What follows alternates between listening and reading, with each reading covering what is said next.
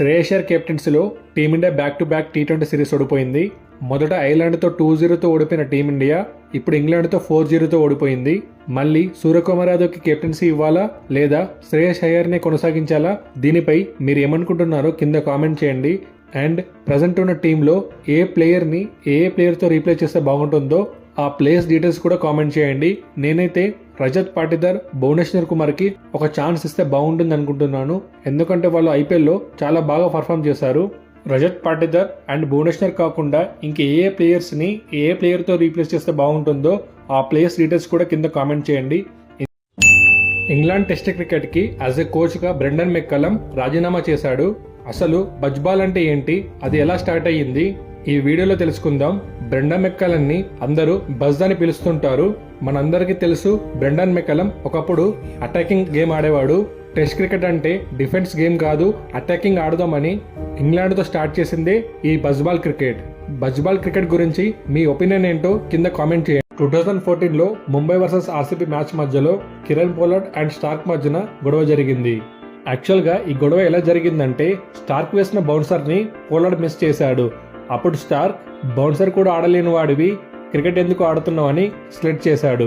So దీని కారణంగా వీరిద్దరి మధ్యన గొడవ స్టార్ట్ అయ్యింది. అండ్ స్టార్క్ నెక్స్ట్ బాల్ వేస్తున్నప్పుడు పోలార్డ్ కావాలని పక్కకి జరిగాడు. ఆల్రెడీ రన్అప్ కంప్లీట్ చేసుకున్న స్టార్క్ ఆ బాల్ని డైరెక్ట్గా పోలార్డ్ కాళ్ళ వైపు విసిరాడు. దీంతో పోలార్డ్ కోపంతో తన బ్యాట్ని స్టార్క్ మీదకి విసిరాలనుకున్నాడు. కానీ తనని తాను కంట్రోల్ చేసుకుని ఆ బ్యాట్ని కిందికి విసిరాడు. వీళ్ళిద్దరి మధ్యన గొడవ ఇంతటితో ఆగలేదు. అగైన్ పోలార్డ్ని రన్అట్ చేసిన స్టార్క్ మళ్ళీ గొడవ పడ్డాడు. దాంతో పోలార్డ్ తన కాలిని చూపిస్తూ పెవిలియన్ సైడ్ వెళ్ళాడు.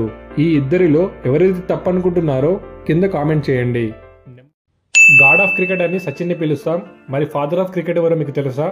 ఫాదర్ ఆఫ్ క్రికెటర్ ఎవరో కాదు, WG గ్రేస్. ఏంటి ఈ పేరు కొత్తగా ఉంది అనుకుంటున్నారా? మనకు తెలియకుండానే ఈ పేరుని మనం ఎప్పుడు పిలుస్తుంటాం.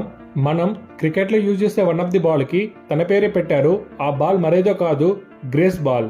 WG గ్రేస్ 19th సెంచరీలో is one of the best batsmen and one of the best bowler.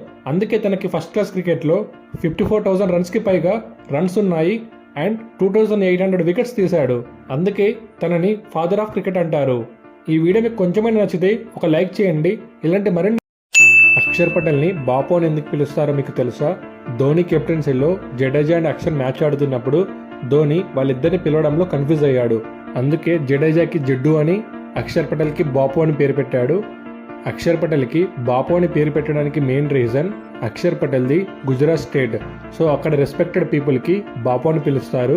So దాని కారణంగానే ధోని అక్షర్ పటేల్ని బాపు అని పిలిచాడు. సో అలాగే అక్షర్ పటేల్ని అందరూ బాపు అని పిలుస్తున్నారు. ఇలాంటి మరిన్ని వీడియోస్ కోసం ప్లీజ్ సబ్స్క్రైబ్. Thank you.